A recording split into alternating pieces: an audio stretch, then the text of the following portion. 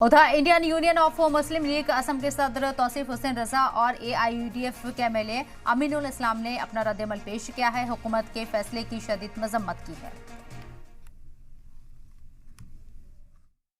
मेरा पहला सवाल ये है कि ये सेंट्रल सिटीजनशिप ये स्टेट इशू नहीं है, सेंट्रल गवर्नमेंट का इशू है।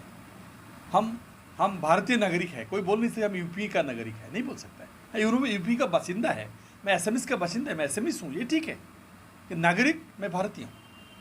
पहले से यहाँ में नागरिक सस्पेक्टेड, संदेहयुक्त नागरिक, संदेहवादी नागरिक अलग से लोग बोल रहा है। अभी फिर बोल रहा है कि 1951 से पहले का एक नागरिक, उसके बाद एक दूसरा नागरिक, 51 से पहले जो नागरिक होगा उसका हर फैसिलिटी मिलेगा, हर तरफ की वो लोग इलेक्शन खेल सकेगा, मिट्टी का मालिक हो सकेगा, गवर्नमेंट नौकरी मिलेगा, रिजर्वेशन 80% रिजर्वेशन फैसिलिटी उन लोग को लिए है। और उसके 1951 से पीछे जितना है इसको सिर्फ वोट दे सकेगा और कुछ फैसिलिटी लोग को नहीं मिलेगा।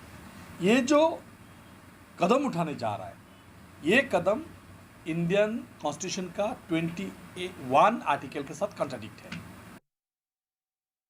आज जो नया सिचुएशन खड़ा हुआ है, जो कि आधार कार्ड को ARN नंबर का साथ लिंक करने के लिए या फिर ARN नंबर चाहिए आधार कार्ड को लिंक करने के लिए, इसका अंदर का जो पॉलिटिक्स है वो थोड़ा सा भयंकर है।